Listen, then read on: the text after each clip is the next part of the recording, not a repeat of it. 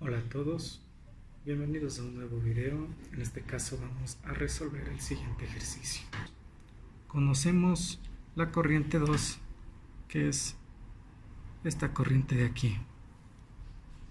Conocemos la función de la corriente 2 y nos pregunta cuál es el voltaje de la fuente. Entonces, para simplificar el problema, vamos a pasar a lo que es el dominio de la frecuencia.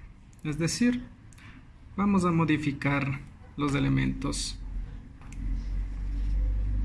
para considerarlos como fasores, en fasores y reactancias.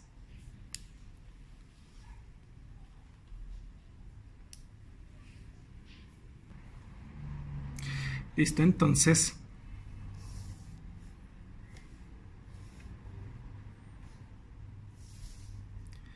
seguimos las siguientes reglas. Tenemos que pasar a lo que son las reactancias. En el caso del inductor, a la reactancia inductiva. Y del capacitor, a la reactancia capacitiva. De la siguiente forma. A ver, dice: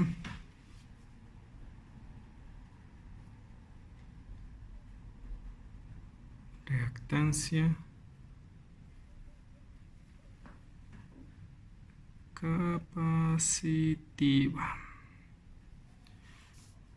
¿Ok? ¿Qué nos dice sobre la reactancia capacitiva? Que se representa X sub C es 1 sobre la frecuencia por la capacitancia.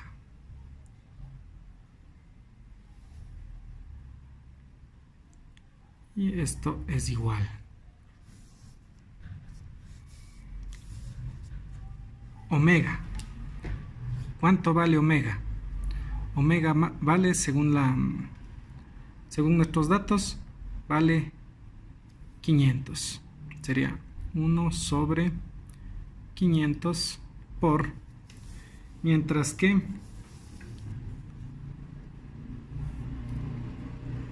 la capacitancia es 500 milifaradios por 500 milifaradios.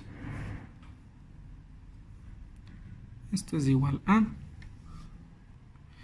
perdón, aquí no es mili, es microfaradios. Entonces aquí sería microfaradios.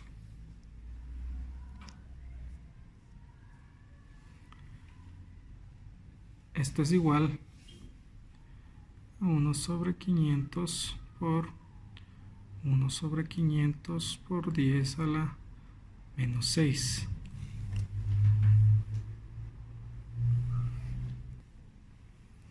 Y esto es igual a 4 ohmios.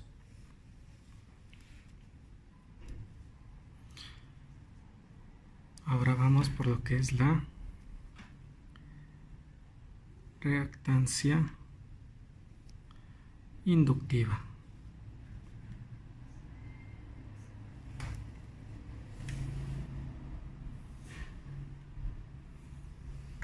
Que se define como omega por L.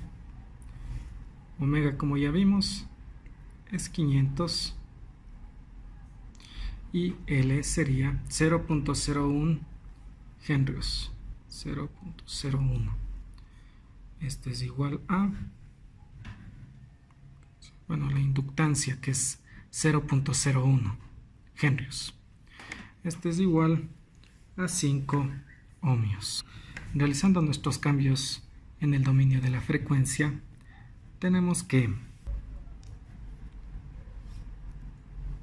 es J por la reactancia inductiva. La reactancia inductiva es 5, entonces nos quedaría 5J. J es un número imaginario, pero en realidad sería 5i. Pero I siempre usamos para lo que son las intensidades, entonces cambiamos a la de nomenclatura a J. Pero esto es un número complejo. Por otro lado, lo que son resistencias no cambian. Aquí nos quedaría 5 ohmios y aquí 3 ohmios. En el caso del capacitor nos quedaría inductiva por J, que tenemos aquí, y la reactancia capacitiva por menos J. Es decir, aquí nos quedaría la reactancia capacitiva es 4 ohmios, entonces nos quedaría menos 4J. Listo, entonces, aquí, como pasamos al dominio de la frecuencia, hablamos de fasores. Entonces, aquí habría un fasor para la corriente de este ramal, un segundo fasor para la corriente del segundo ramal y un fasor principal. Una vez pasado al dominio de la frecuencia, todos los reactancias funcionan como las resistencias comunes, es decir, por ejemplo, esta sería una reactancia que está en serie, una reactancia resistiva que está en serie con una reactancia capacitiva. Esta reactancia inductiva está en paralelo con estas dos reactancias. Entonces podemos sacar reactancias equivalentes. Algo similar serían las resistencias equivalentes. Entonces aquí tendríamos una reactancia 1 y acá tendríamos una reactancia 2.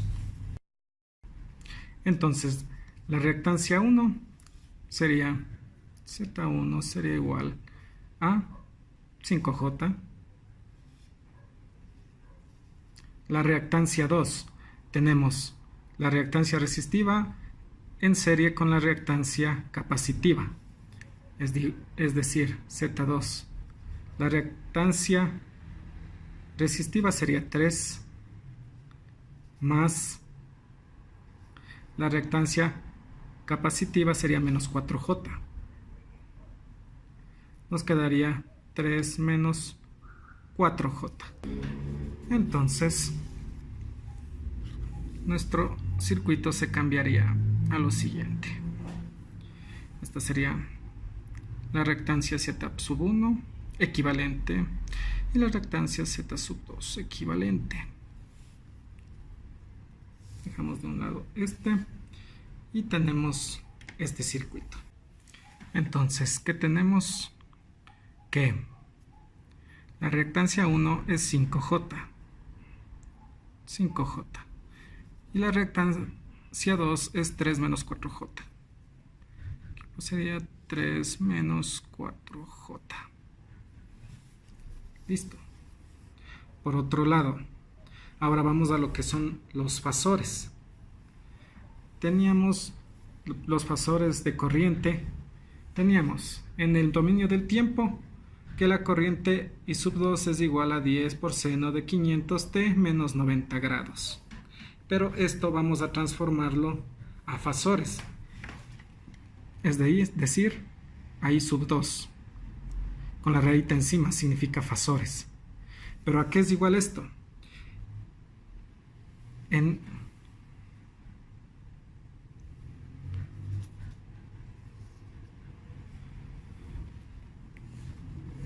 el dominio del tiempo tenemos el siguiente modelo, que es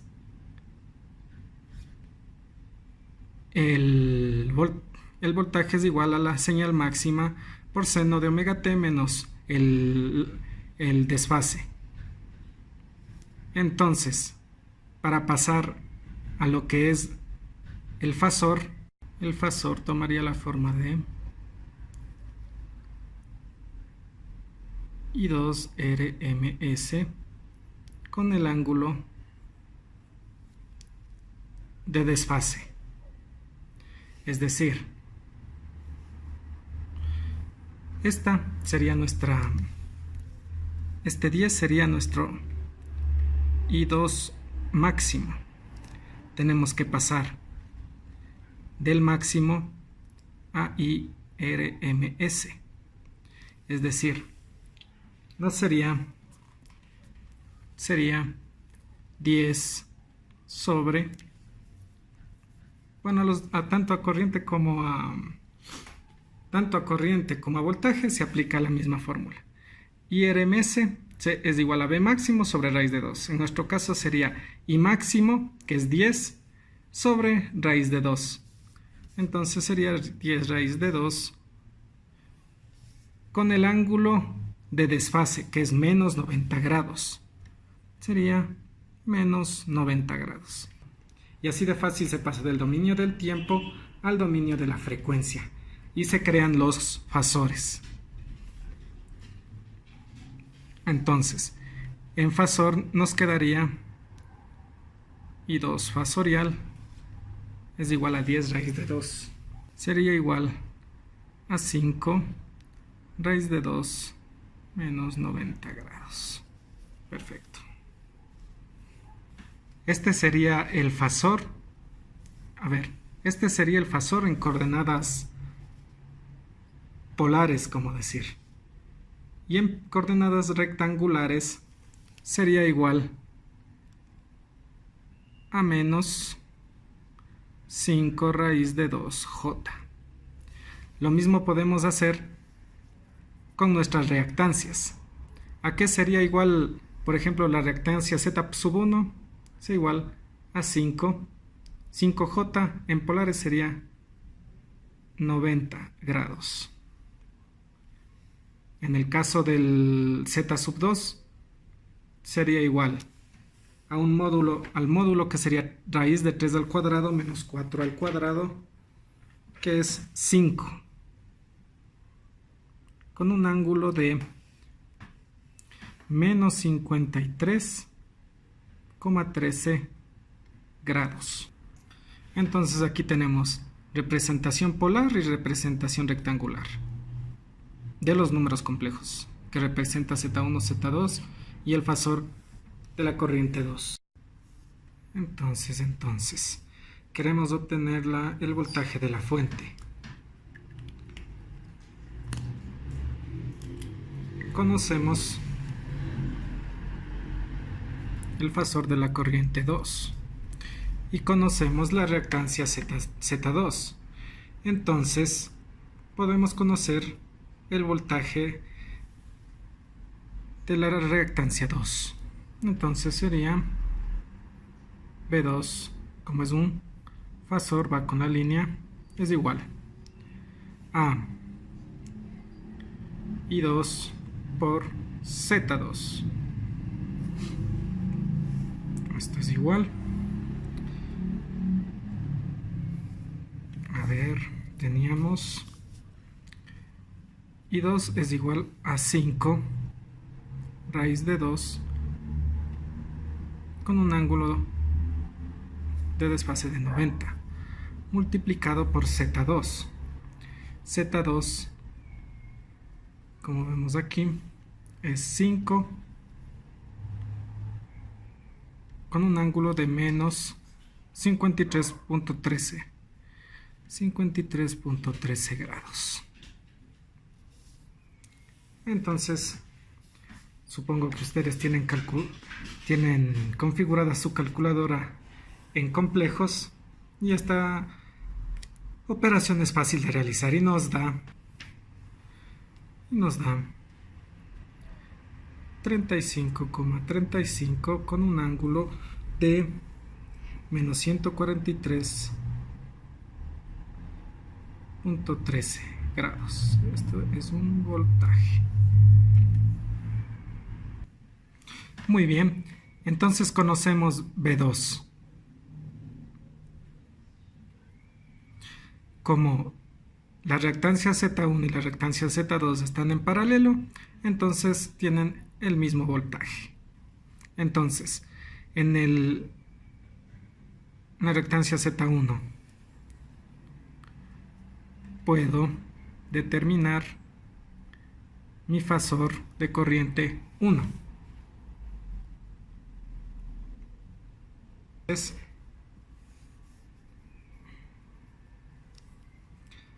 despejamos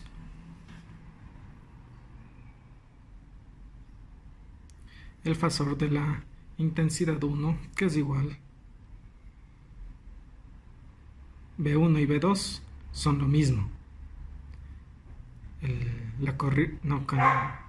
voltaje en Z1 es igual al voltaje en Z2 porque están conectados en paralelo.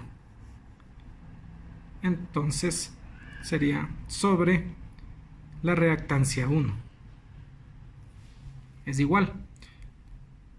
El voltaje 2 es 35,35 con un ángulo de menos 143,13 grados. Mientras que Z1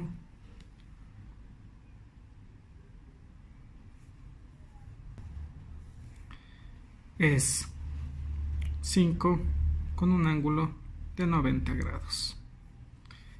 Resolviendo esto, nos da como resultado 7,07 con un ángulo de 126,87 grados. Listo.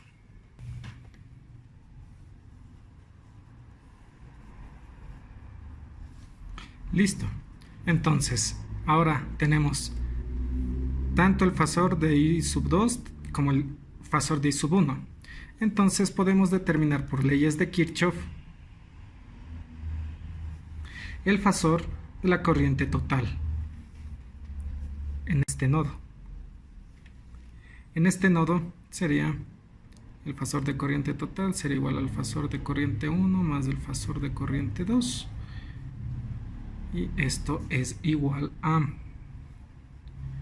7,07 con un ángulo de 126,87 más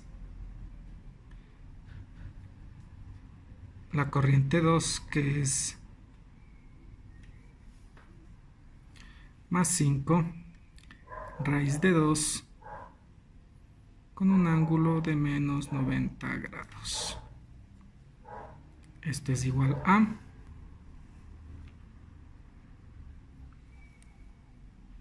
4,47 con un ángulo de menos 161,56 grados de desfase. Saldría negativo, este sería por el positivo, este se polarizaría así, este se polarizaría así, quedaría que estos no son menos sino son más, estos cambian de signo y finalmente esto nos daría una B total, una B fasorial de 57 raíz de menos 150,25 sería 57 voltios con un ángulo de menos 150,25 grados.